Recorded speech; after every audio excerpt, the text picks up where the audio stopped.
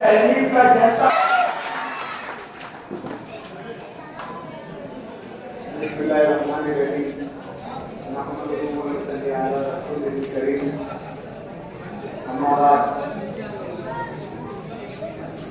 आज की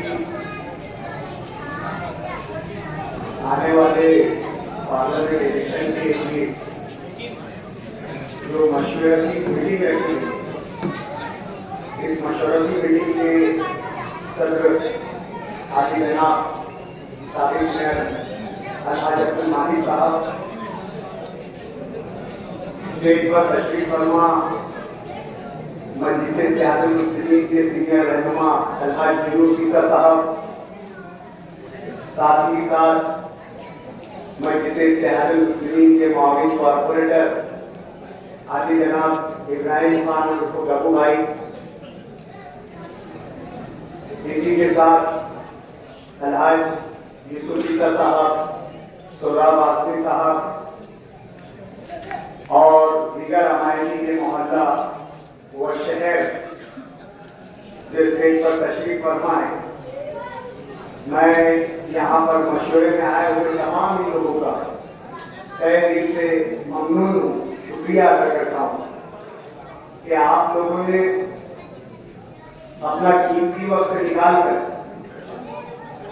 हमारी एक कलील मुद्दती कॉल पर यहाँ पर जमा होकर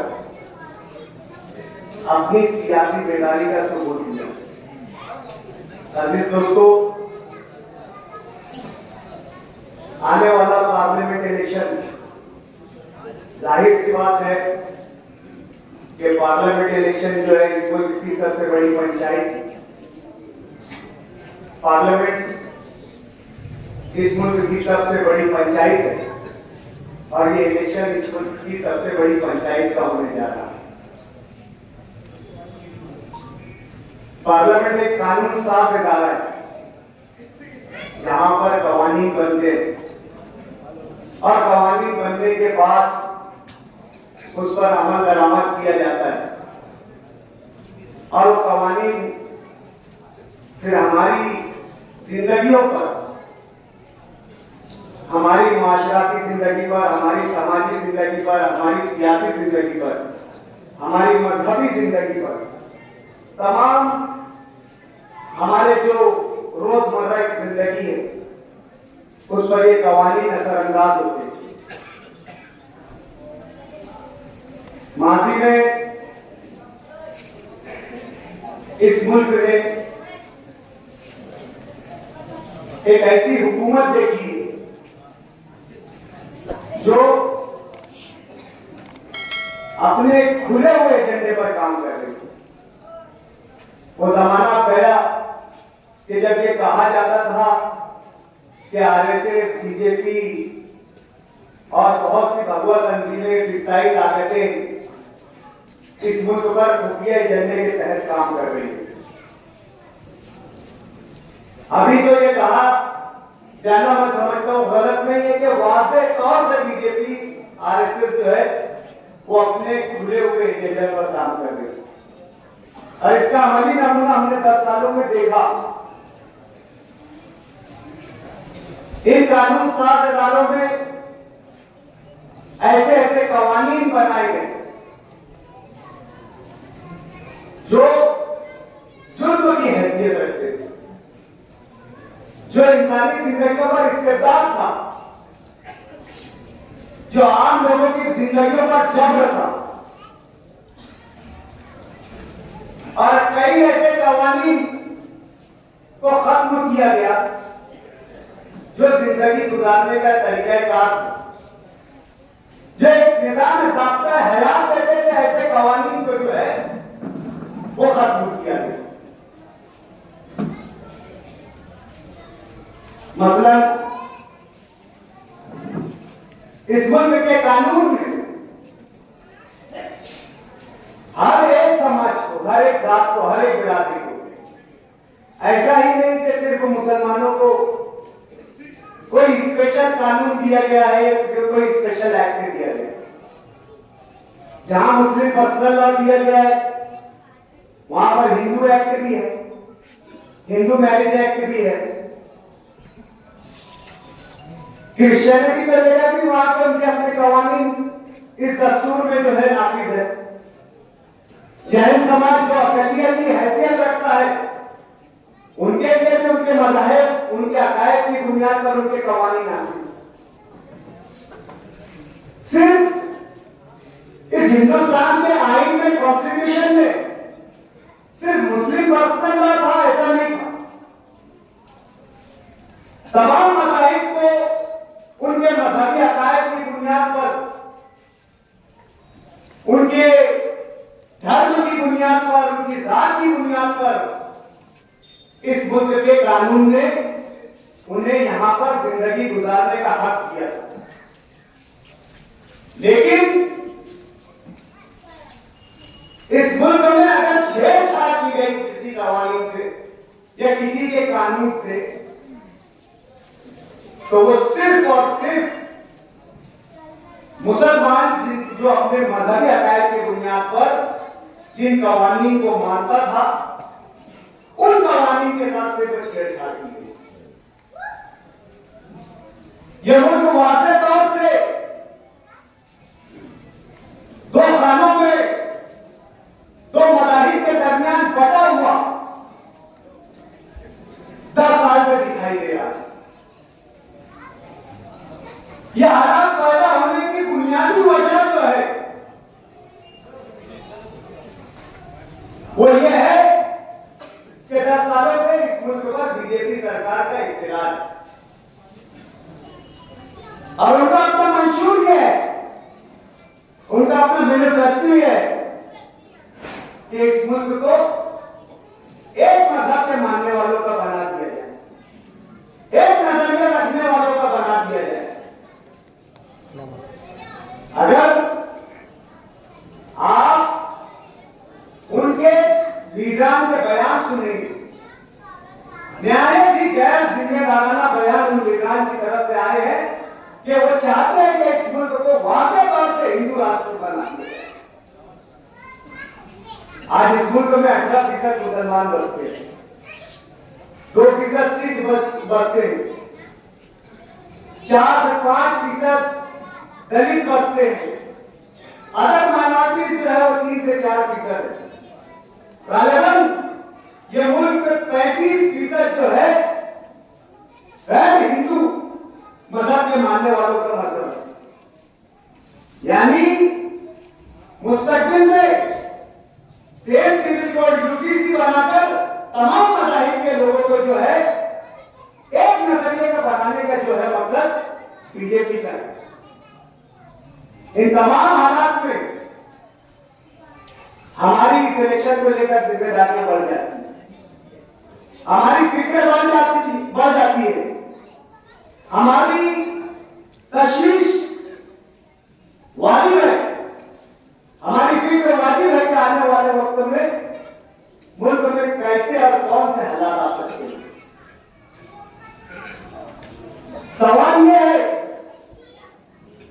क्या हमारे इस हुकूक की लड़ाई, हम पर होने वाले जुल्म जबर इस्तेबदाद की लड़ाई हमारे लिए लड़ेगा कौन सी वो जमात है, कौन सा वो सियासी नुमाइंदा है, कौन सा वो सियासी लीडर है, कौन सी वो सियासी पार्टी है जो बढ़कर आकर हमारे इन जख्मों का मदावा कर सके, हमारे जख्मों पर मरहम कर सके।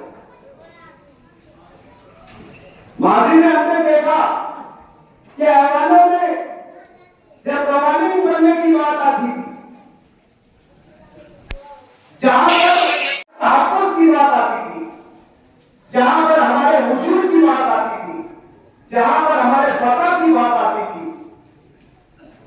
तो हम उन लोगों को गायब पाते थे, उन लोगों को ऐवानों के बेंचेस से गायब पाते थे जिनको हमने हमारा मसीहा समझा, जिनको हमने सेक्युलर पार्टी समझकर वोट दिया, जिनको हमने ये सोचकर वोट दिया कि ये जमहूरियत के पासदार है, ये सेक्युलरिज्म के पासदार है, ये आइन के पासदार है, ये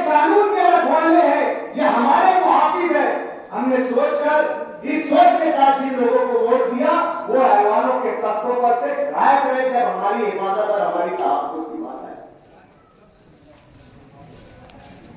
हम बेयार लगातार उन नुमाइंदों को थके हुए एक इंसान की हैसियत से तकते रहे कि आखिर हमारी वोट का नैमुल बदल हमें क्या मिला, हमारी जुस्तजू का, हमारी मेहनतों का, हमारी काविशों का हमें नैमुल बदल क्या मिला। क्या रिटर्न सबको मिले जिनके हमने इतना जी जान तोड़कर इनके लिए वोटें मांगी। हमने धूप नहीं देखा, हमने छांव नहीं देखा, हमने तकलीफें नहीं देखी, हमने मुसीबतें नहीं देखी, हमने इलेक्शन में मौसमों का, हमने हालातों का, हर तमाम बातों का मुकाबला करने के बाद इनको चुनकर दिया और इनको कामयाब किया। क्यों ये हमारी मेहनतों का हमको ये समझ दे रहे हैं, ये सिला दे रहे हैं। ऐसी सूरत में ये चीज की कमी हमें महसूस होती थी कि काश ऐवान में हम एक और असदुद्दीन अवैसी देखते। ऐसी हालत में हमें यह एहसास होता था कि काश ऐवान में एक और इम्तियाज जलील होता। ऐसे मौकों पर हमारा कर्म छलकता था कि काश इन दो बहादुरों और जानिसारों के साथ अख्तरुल ईमान भी चुनकर आ गया होता था। उस वक्त जो है हमें हमारी मजबूरी और लाचारी का एहसास होता था। लेकिन हमारी मिसाल तो उस बंदर की सी हो गई है कि जब बारिश आती है तब आशियाने की फिक्र होती है कि इतनी तेज धुंध हवाएं हैं, इतना खराब मौसम है, इतने हालात खराब है, काश मेरा मकान होता तो मैं भी हिफाजत के साथ मेरे मकान में रहता, मैं मेरे बच्चों का आशियाना बनाता, उनके तहफ्फुज़ की, उनकी बका के लिए उनके लिए घर बनाता। उस तूफान में, उस आंधी में वो बंदर को एहसास होता है और वो अपनी बेचारी लाचारी इस दरख्त से उस दरख्त पर छलांग लगाकर, कूद कर, भाग कर अपनी बेचारी का, लाचारी का इजहार करता है। और जैसे ही बारिश का मौसम खत्म होता है फिर बंदर अपनी मस्ती में, फिर उसे न मौसम की तकलीफें, न मौसम का दिया गया दुख दर्द, न मौसम के जरिए पैदा होने वाले हालात याद रहते हैं। वो भूल जाता है कि तूफानी बारिश में मेरे बच्चों के साथ क्या हुआ। वो भूल जाता है कि इस तेज धुंध हवाओं में मेरे हाल, मेरे पवित्र परिवार के क्या हालात थे। फिर वो 8 महीना अपनी मस्ती में, अपनी इधर से उधर गलतरी में लगा रहता है। फिर दोबारा बारिश आती है, फिर उसे यही जो है फिक्र सताने लगती है। आज हाल हमारा वो हो गया, एक इलेक्शन से दूसरे इलेक्शन, दूसरे इलेक्शन से तीसरे इलेक्शन, हम तकिया किए हुए ऐसे लोगों पर जिन्हें हम सेक्युलर बोलकर वोट देते हैं, जिनकी हुकूमतें बनाते हैं, जिनको ऐवानों के ताज देते हैं, जिन्हें हम वजीर आला बनाते हैं, स्पीकर बनाते हैं, नायब वजीर आला बनाते हैं, वो राष्ट्रवादी पार्टी, शरद पवार की पार्टी, मर्द आहन, यही असल सेक्युलर, यही असल योद्धा, वो कांग्रेस पार्टी, कौमी पार्टी, तमाम रियासतों में उसकी शाखें मौजूद है, तमाम रियासतों में कांग्रेस के नुमाइंदे मौजूद है। आज वो सेक्युलर है। इन तमाम बुनियाद पर, इन तमाम हालात में मजलिस इत्तेहादुल मुस्लिमीन ने इस बात का फैसला किया था, जो उसका अपना बुनियादी नजरिया है कि मुस्लिम सियासत का जो है इस्तेहकाम होना चाहिए, मुस्लिम राष्ट्रीय सशक्तिकरण होना चाहिए, मुस्लिम मुस्लिम पॉलिटिक्स का एम्पावरमेंट होना चाहिए, मुस्लिम नुमाइंदा होना चाहिए, ताकि वो हमारे दर्दों को, हमारी तकलीफों को समझे और महसूस करे। आपने अवाम में देखा होगा कि हमारी नुमाइंदगी जब असदुद्दीन अवैसी और इम्तियाज जलील करते हैं तो हमारी बातें खुल जाती है, हम खुशी से नाम ले जाते हैं। लेकिन जब कोई नया असदुद्दीन अवैसी, जब कोई नया इम्तियाज जलील पैदा करने की बात आती है तो हमारे चेहरे मुरझा जाते हैं, इल्जाम आयद करना शुरू हो जाता है। वोट कटवा पार्टी, वोट में वोट काटने आ गए, अरे कहां से जीत कर आएंगे, कैसे जीत कर आएंगे, हमें हिसाब बताओ।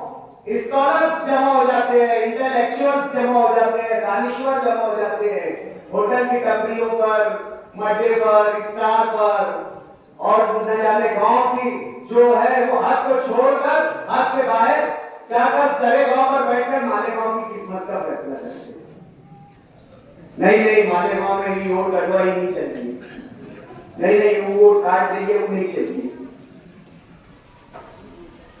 कब हमने सोचेंगे कि वही मालेगांव और वही औरंगाबाद, वही औरतों का तनासुब, वही लीडरशिप, वही पार्टी, वही गारंटी, वही लोग, वही मंशूर, वही नजरिया, वही आइडियोलॉजी, जब हम 150 किलोमीटर लेकर आते हैं, 150 किलोमीटर से हम आते ये तमाम की तमाम बातें ढह जाती है, चकनाचूर हो जाती है। वो भरोसा जो औरंगाबाद में कायम होता है वो मालेगांव आते शहीद हो जाता है।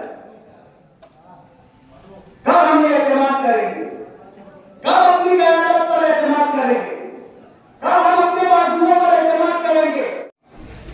मौलाना इमरान मुस्लिम मसला बोर्ड के जनरल सेक्रेटरी भी है और कई मजहबी तंजीम से जो है वो जुड़े हुए हैं। मजहबी उमूर पर उनकी पकड़ है। मुसलमानों के साथ आने वाले शरई मसाइल, कानूनी मसाइल, ये तो मुस्लिम पर्सनलों की जिम्मेदारी ही है। जो कवानीन आने वाले हैं, जैसे सेम सिविल कोड तो आने वाला है, सेम सिविल कोड में जो है शादी करने का तरीका रहेगा, तस्कीन का तरीका रहेगा और दीगर जो हमारी मजहबी रसूमात है वो अदा करने का तरीका रहेगा। लेकिन एक जो है सेम सिविल कोड से हटकर एक जो ताकुद अज़वाज का जो कानून आने वाला है, जिसको पॉलीगैमी एक्ट बोलते हैं, ये सेम सिविल कोड में नहीं रहने वाला है। सेम सिविल कोड अलग, पॉलीगैमी एक्ट अलग। तो इन तमाम कवानीन पर जो है मुस्लिम पर्सनल लॉ बोर्ड की तो पहले से ही नजर है और हम उम्मीदवारी को देने जा रहे थे, उसके जनरल सेक्रेटरी को देने जा रहे थे। लेकिन जहां बसीरत दिखाने की बात आई वहां बशारत की बात हो गई। जहां सियासी बसीरत दिखाने की बात आई, जहां सियासी हौसला दिखाने की बात आई, वहां बशारत की बात आ गई। ये मुझे किसी पर तरकीब नहीं करना है, ये शहर के हालात है। जाते जाते कहा जा रहा है उम्रा के लिए सफर पर कि बड़ा पार्टी के लोग मुझसे रास्ते में हैं, बड़ा पार्टी के लोग मुझसे रास्ते में हैं, कांग्रेस के लोग रास्ते में हैं। आने के बाद पार्लियामेंट इलेक्शन पर जो है वो फैसला लिया जाएगा।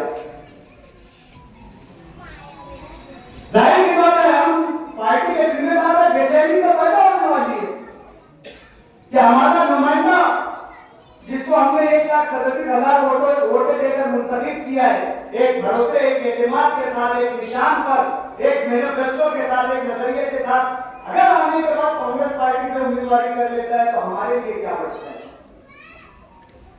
हमारे नजरिए की कहां ताकुद होता है, हमारे नजरिए का कहां हमने उनसे गुजारिश की कि यहाँ वहां देखने से बेहतर अपना घर है, अपने लोग है, अपना नजरिया है, अपनी पार्टी है, यहां से उम्मीदवारी कर लो। कमाल की बात यह है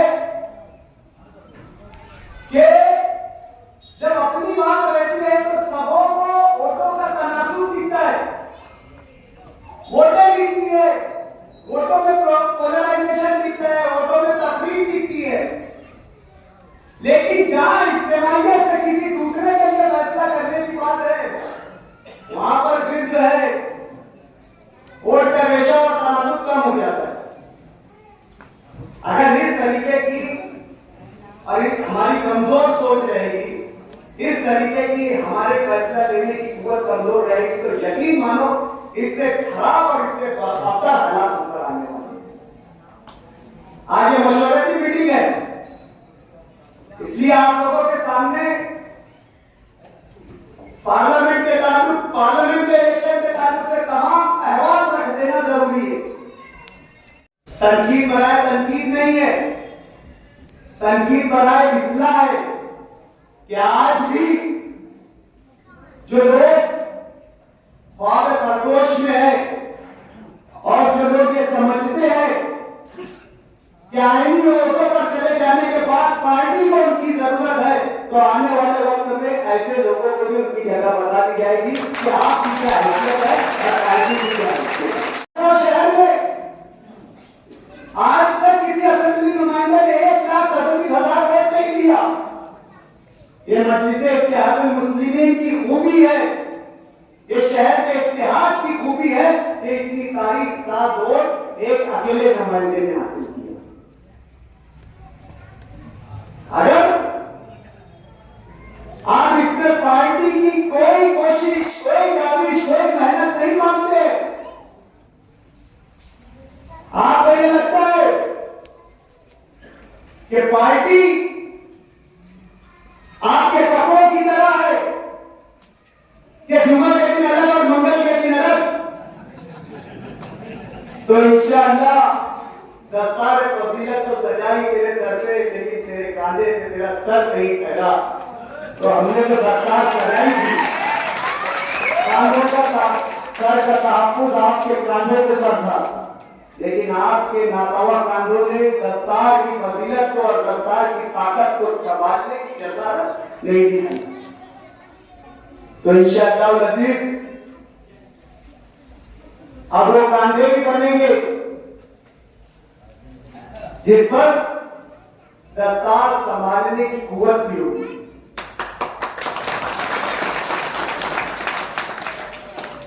पार्लियामेंट का इलेक्शन है, जाहिर सी बात है पार्लियामेंट पर बात होनी चाहिए। स्क्रूटनी हो गई, अभी एक नाजुक लम्हा बाकी है विड्रॉल का। क्या मालूम कल कौन विड्रॉल कर देता। चुनकर आने के बाद तो लोग जगह पर ठहरते नहीं, अभी तो लड़े नहीं। ऐसा क्यों? ऐसा हो नहीं सकता। ऐसा कैसे हम सोच रहे? क्या सूरत में नहीं हुआ, क्या इंदौर में नहीं हुआ?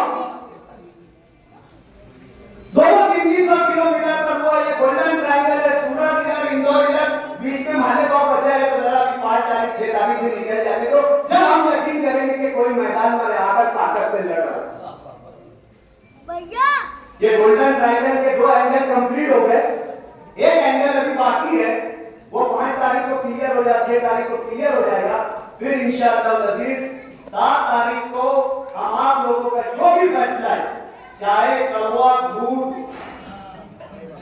चाहे कड़वा झूठ, दर्द तो बहुत है इस सीने में, तकलीफें तो बहुत है, बयान करने जाएंगे तो जो आपके उम्मीदवार हैं या आपके उम्मीदवार के बच्चे हैं, उनके सरों पर सफेदी आ जाएगी, लेकिन हमारे दर्द खत्म होने वाले नहीं है। लेकिन फिर भी जहां समझौते की अगर बात आती है, चाहे इत्तेफाक की अगर बात आती है, चाहे इत्तेहाद की अगर बात आती है, जैसा कि हमने हमारा ये स्लोगन नारा ये किया है कि इत्तेहाद का मतलब इख्तिलाफ के साथ जीने का तरीका। ठीक है, आज हमारे इख्तिलाफ है, बहुत सी सियासी पार्टियों ने स्टेज लगाकर हमारे खिलाफ कहा, लेकिन ये आज मौका नहीं है, ये आज इलेक्शन की नौयत अलग है, इलेक्शन का मकसद अलग है, लेकिन शिकायतें तो हम उनसे करेंगे जो हमारे अपने थे, जिनको हमने कयामत अपना मान कर दिया था। तो जाहिर सी बात है शिकायतें भी जो है उन्हीं से होंगी। वो जो चाहते हैं कि 5 साल एक पार्टी में रहने का इम्तियाज हासिल है, आज तक 6 साल नहीं हुआ, तो जाहिर सी बात है कि 6 महीना बाकी है, बहुत सारी बातों के हम भी पाबंद हैं। जहां 5 साल मुकम्मल, वहां से 36 शुरू। तो पार्लियामेंट का इलेक्शन है, हम लोग इलेक्शन लड़ने वाले हैं। किसका लड़ेंगे, कैसे लड़ेंगे, कब से तैयारी करेंगे, किन शर्तों पर तैयारी करेंगे, किन शर्तों पर उनकी उम्मीदवारी की हिमायत और तारीफ। आज की अदालत मैंने खुद की और उसके पीछे कुछ वजह है। ऐसा नहीं कि मैं बहुत काबिल हूँ इसलिए मैंने अदालत की है। आचार संहिता है, कानून के मामला है। अब हमने किसी जज को सदर बना देना, उसके बाद में मसले आना, ये वजह से थोड़ी हिम्मत अमली के साथ अदालत मैंने भी मैं माजरत चाहता हूँ मेरे बुजुर्गों से। आज हम यहाँ जो मशरूती मीटिंग के उसमें बैठे, ये हमारी वो जगह है जहाँ से हम लोग किसी भी इलेक्शन के ताल्लुक से या किसी प्रोग्राम को अंजाम देने के लिए इसी जगह से मशवरा करते थे। आज और इसके अंदर हमारे खास तौर से शहर भर के और हमारे वार्ड के सब जिम्मेदारों को जमा किया जाता था और उनके मशवरे के बाद यहाँ से बात आगे बढ़ाई जाती। उनमें हमारे बशीर भैया बहुत बहुत पेश थे, मरहूम एजाज भैया, मकबूल सेठ, शकील कुरैशी, समद पहलवान, और इन्हीं के साथ साथ हमारी साहिबा उस्मान गनी साहबा, जिनकी दुआएं हमारे साथ रहती थी, आज वो हमारे बीच में नहीं है। और शायद इसी वजह से कुछ हमारे बुजुर्गों के हमारे बीच में नहीं रहने की वजह से आज हमको इस मशरूती मीटिंग के अंदर इतनी दिक्कत का सामना करना पड़ रहा। मैं अल्लाह रब्बुल इज्जत से दुआ करूं कि अल्लाह हमें उनका नैनो बदल अता फरमा और उनको जन्नतुल फिरदौस में आला से आला मुकाम नसीब अता फरमा। दरअसल आज ये जो मीटिंग है एक मशरूती मीटिंग है। डॉक्टर खालिद परवेज साहब को असद साहब ने बुलाया कि महाराष्ट्र में अपने को 5 सीट तकरीबन लड़ाना है। तो डॉक्टर साहब वहां गए। वहां आने के बाद जैसा कि आप लोगों ने सुना कि मौलाना उमैन साहब, तो सबसे पहले तो हमने हमारे अपने घर में मशवरा किया कि हम लोगों को किसी को पार्लियामेंट की उम्मीदवारी नहीं करना है। फिर उसके बाद ये तय हुआ कि पार्टी का हुक्म है और जाहिर सी बात है पार्टी है, इस पूरे हल्के के अंदर 2 एमएलए है हमारे और तकरीबन भुजिया मालेगांव के एमएलए की वोटें और हमारा पतंग सिंबल उसके ऊपर अगर हम वोट देखेंगे तो तकरीबन कमोबेश 2 लाख वोट। और ऐसे हालात में हमने उम्मीदवारी करना चाहिए या हमारे शहर से किसी ने उम्मीदवारी करना चाहिए, तो हम मुंतजिर थे और इंतजार में भी खोज में भी थे कि भाई कोई अच्छा मजबूत उम्मीदवार, जैसा कि औरंगाबाद के अंदर इम्तियाज जलील ने मेहनत करके पूरे अकलियतों की ओर एक तरफा कर उन्होंने अपना लोहा मनवाया था तरीके का उम्मीदवार यहाँ नजर देख रहे थे, लेकिन जिसमें से एक नाम आया था मोहम्मद उमरैन साहब का। डॉक्टर खालिद साहब ने मुझे जाकर मिला भी, लेकिन बाद में उन्होंने किसी वजह की बिना पर मना कर दिया। और फिर क्या हुआ कि जब अब कोई मजबूत उम्मीदवार नहीं है और मुल्क के हालात ऐसे चल रहे हैं, तो इन हालात के पेश नजर हम लोगों को जो आज हम मुसलमानों के ऊपर जो हालात है, खास तौर पर इन हालात को नजर रखते हुए हम लोगों को भी ऐसा कुछ करना चाहिए कि किसी भी सूरत में बीजेपी नहीं आना चाहिए। एक तो आज जो लोग बुलंदबाज दावे करते यार हम चाहते थे कि यहाँ से मुस्लिम उम्मीदवार आए, यहाँ से आना चाहिए, लेकिन चीज की शुरुआत तो हमने 10 साल पहले की थी। न्याय साहब के इलेक्शन में हमने बहुत ज्यादा कोशिश की, लेकिन ये शहर हमारा उस पर कभी नहीं जाता था। खैर अभी ये जो मामला आए, तो ऐसे हालात के अंदर हमने किस तरफ जाना चाहिए। जैसे कि मेरे अजीज समीउल्लाह अंसारी ने, इकबाल ने और काफी लोगों ने मशवरा दिया कि भाई अब तो हमारे सामने कोई ऑप्शन भी नहीं है, तो हमें क्या करना चाहिए। तो ये बात तो बिल्कुल हकीकत है कि हम एक ऐसी पार्टी के हस्ते मशवरा करने जा रहे हैं जो हमारे नजरियाती इख्तिलाफ में शजर ममनू है। मैं इसलिए शजर ममनू बोल रहा हूं क्योंकि यहाँ जब मशवरा होता था तो हमारे जो कई बुजुर्ग थे तो वो ये चीज बोलते थे कि आज मेरी उम्र 70 साल हो गई, कोई बोलता था 50 साल हो गई, कोई 60 साल हो गई। अभी भी हमारे बीच में कुछ बुजुर्ग ऐसे बैठे हैं जिन्होंने आज तक कांग्रेस में मोड़ पर वोट नहीं दिया। अब्दुल रहीम रुस्तम चाचा, तकरीबन इनकी उम्र 80 साल की होने आई है, इन्होंने आज तक कांग्रेस के मोड़ पर वोट नहीं दिए। अब ऐसे हालात में हम लोगों को ये फैसला करना है कि किसका साथ दे। जाहिर सी बात है बीजेपी का साथ तो कोई हालत में दे ही नहीं सकते। समीउल्लाह भाई ने बोला है कि भाई जहर है कड़वा, जहर पीना पड़ेगा। तो अब हमारे सामने दो जहर है, एक बहुत ही कड़वा, इंतहाई कड़वा जहर है जिसका नाम बीजेपी है, और एक मीठा जहर है, स्लो पॉइजन, जिसका नाम कांग्रेस है। मौत दोनों से फर्क है, पीने के तो मारना तो दोनों से है।